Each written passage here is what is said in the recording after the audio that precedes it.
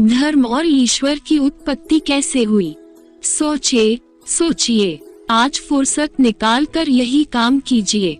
मालूम कीजिए कि यह सब तमाशा कहाँ से शुरू हुआ। आप अपने आसपास जितनी भी चीजें देखते हैं, एक समय वे नहीं थी। हर गंगा की एक गंगोत्री होती है।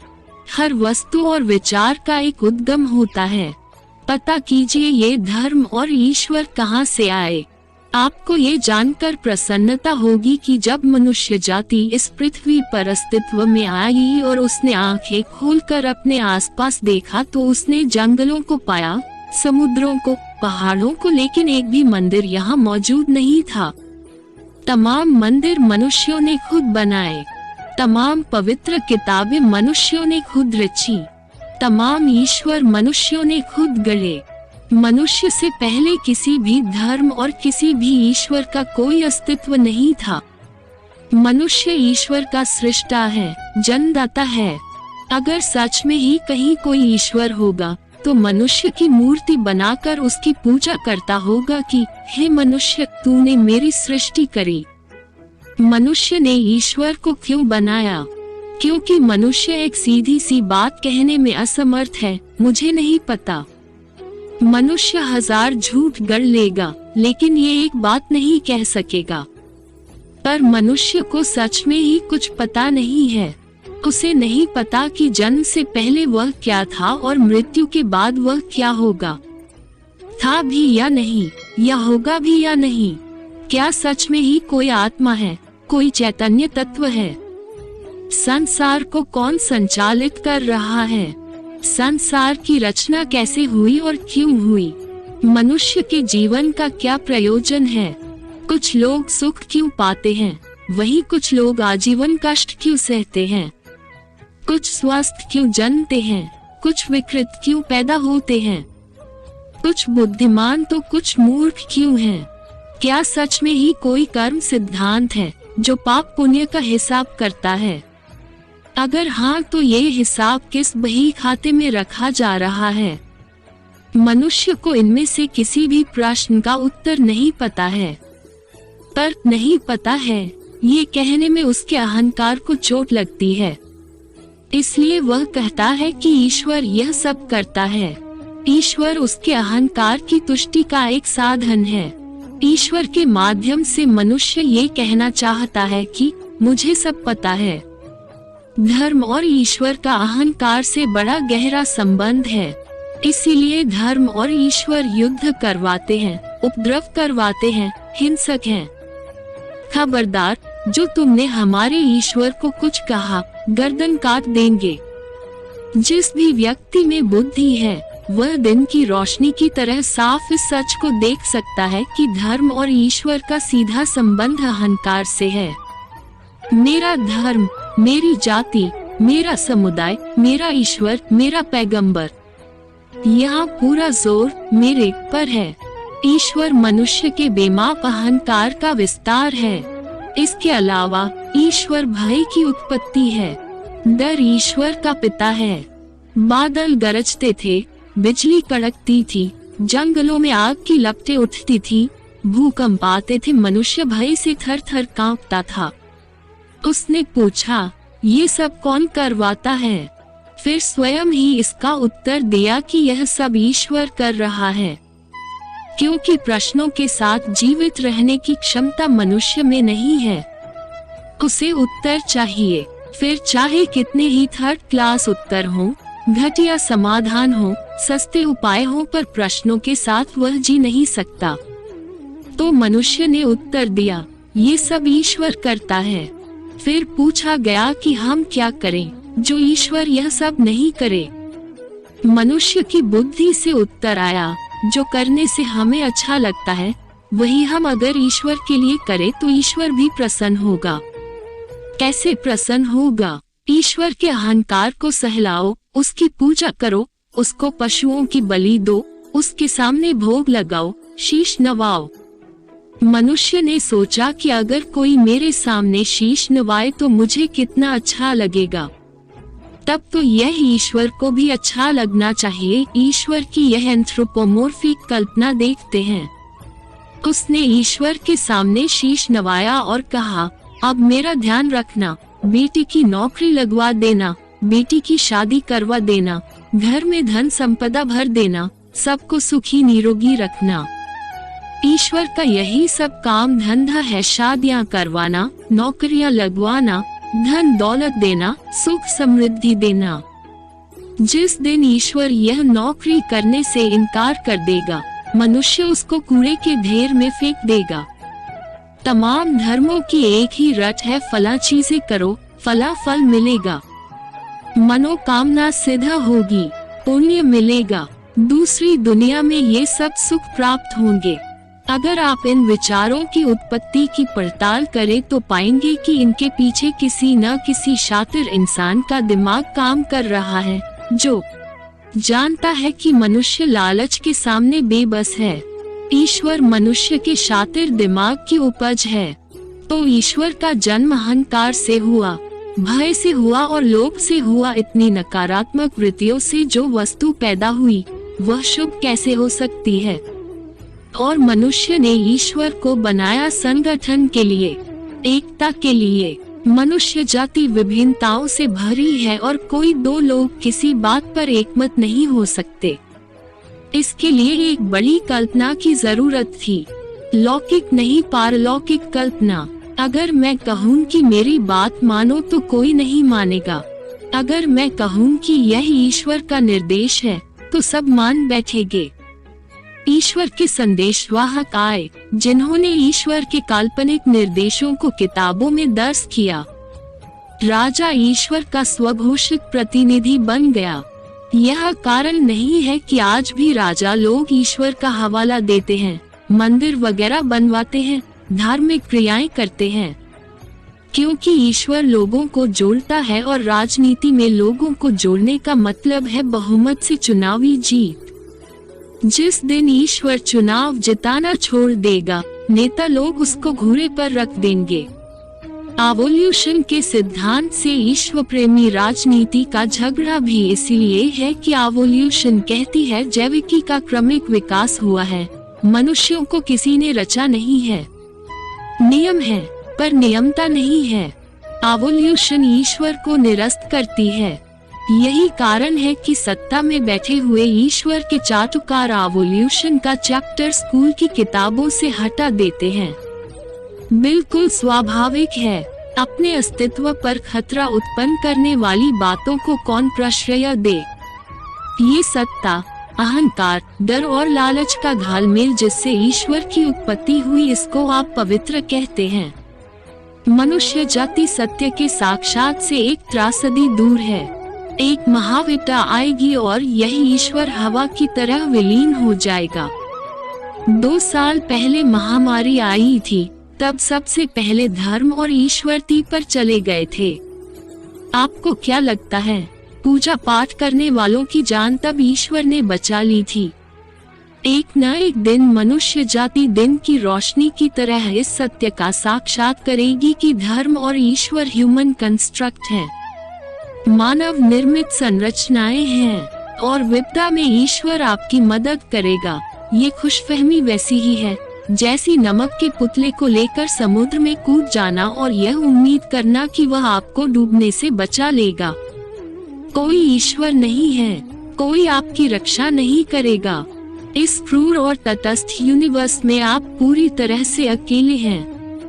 अगर आप में इस सच का सामना करने की हिम्मत नहीं है तो भजन कीजिए और नमाज पढ़िए। धर्म की अफीम काम की चीज है। ये ब्लड प्रेशर को नियंत्रित रखती है। अलबत्ता वह काम तो कोई गोली दवाई भी कर देगी, उसके लिए ईश्वर की क्या जरूरत? अध्यात्म की मूल स्थापना यह है कि मनुष्य के भीतर एक ऐसा चैतन्य तत्व होता है जिसकी कोई मृत्यु नहीं होती।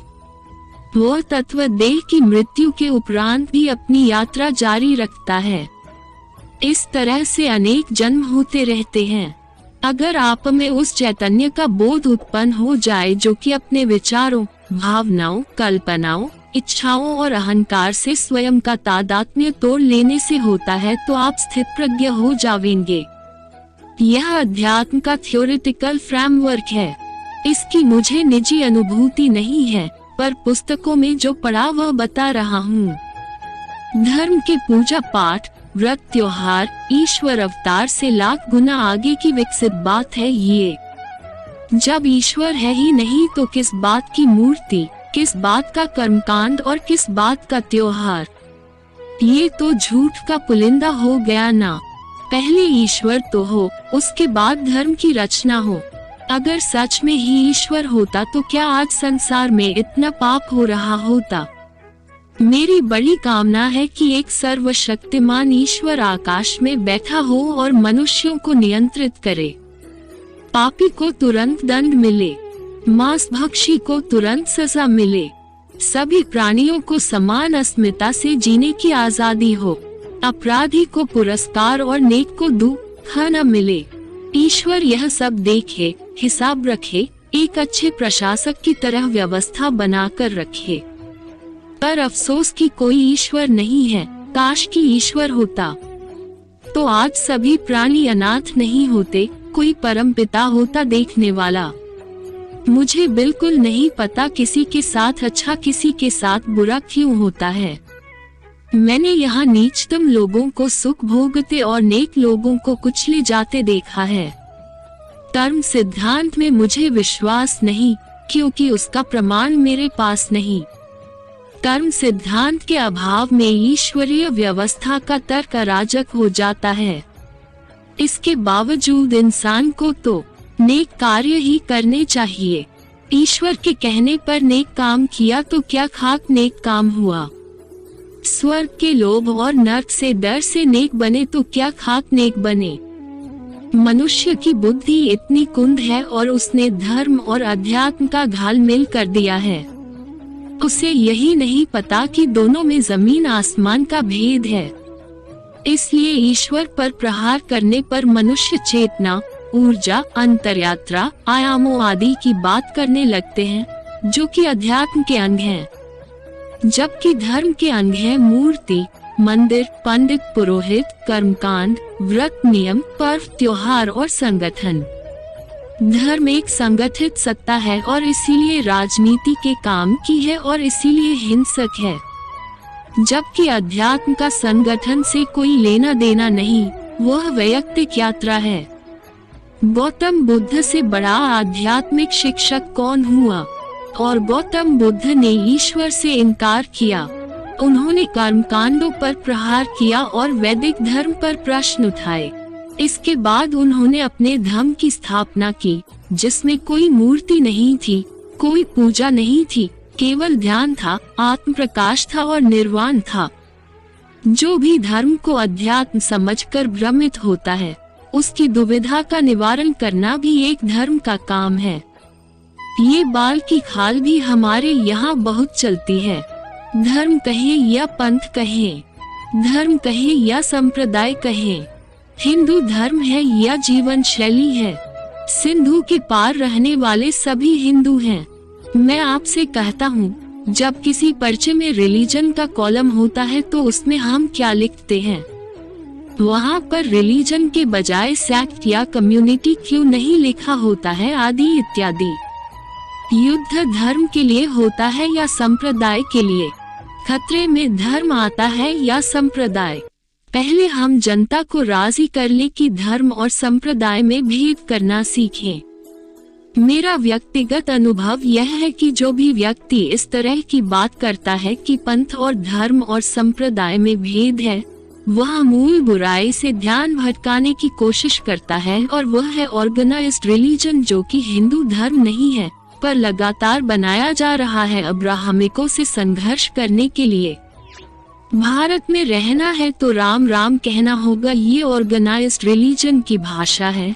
यही धर्म भी है, यही संप्रदाय भी है, यही पंथ भी है, बस यह अध्यात्म नहीं है। अब कृपया यह न कहे कि धर्म तो स्वभाव होता है, जो हम धारण करते हैं वह धर्म होता है, आदि इत्यादि। कोई भी यह बातें सोचता नहीं है। धर्म को जनता एक आइडेंटिटी के रूप में लेती है और हिंदू एक आइडेंटिटी है।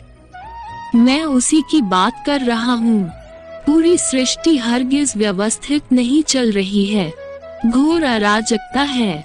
ग्रहों के अपनी धुरी पर घूमने से होने वाले दिन रात, सर्दी गर्मी को ही व्यवस्था नहीं कहते। व्यवस्था एक नैतिक अनुक्रम भी है। इसके स्तर पर संसार में शून्य व्यवस्था है। कोई नियंत्रण नहीं है। पापी को पूरी छूट है। पुण्यात्मा कष्ट सहता है। जानवरों को फैक्ट्रियों में पैदा करके मारा जा रहा है, जो कि मौजूदा समय की सबसे बड़ी त्रासदी है। अगर कोई यह सब कर रहा है तो या तो वह राक्षस है, और अगर ईश्वर है तो बहुत ही घटिया मैनेजर है। उसको सस्पेंड कर देना चाहिए। नाम दे दिया गया है, चित्र बना दिया गया है, मंदिर उठ खड़ा हुआ है, किताब लिख दी गई है। अब आप लाख कहते रहे कि कुछ तो होगा, उन्होंने मान लिया है कि क्या है। न केवल माना है, उस मान्यता के आधार पर हिंसा कर रहे हैं। अगर पूरी दुनिया के लोग इस बात पर एकमत हो जाएं कि ब्रह्मांड को कोई तो शक्ति चला रही है, पर वो क्या है ये हमको पता नहीं, और जब तक पता नहीं चलेगा तब तक धर्म स्थगित, तो मैं संघर्ष विराम की घोषणा कर दूंगा। पर धर्मालोचन और ऐसी बुद्धिमत्ता की बात कह दे, संभव ही नहीं। ईश्वर में आस्था तो तभी रखी जाएगी ना जब ईश्वर होगा। मुझे आस्था रखने से आपत्ति नहीं है, बशर्ते ईश्वर हो। मुझे वृक्षों से प्रेम है, गायों से प्रेम है, सात्विक भोजन से प्रेम है, सुथरे वस्त्रों से प्रेम है।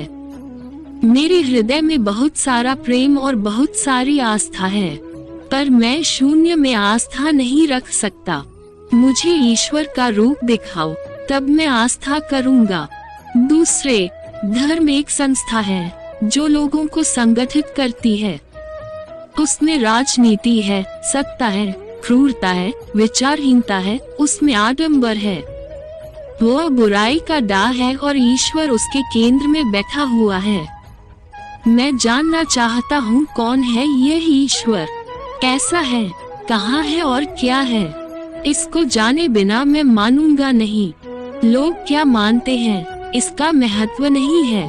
आज से 500 साल पहले सब लोग मानते थे कि पृथ्वी चपटी है और सूर्य हमारा चक्कर लगाता है। ऐसे ही लोग मानते हैं कि ईश्वर है। लोगों के मानने से क्या होता है?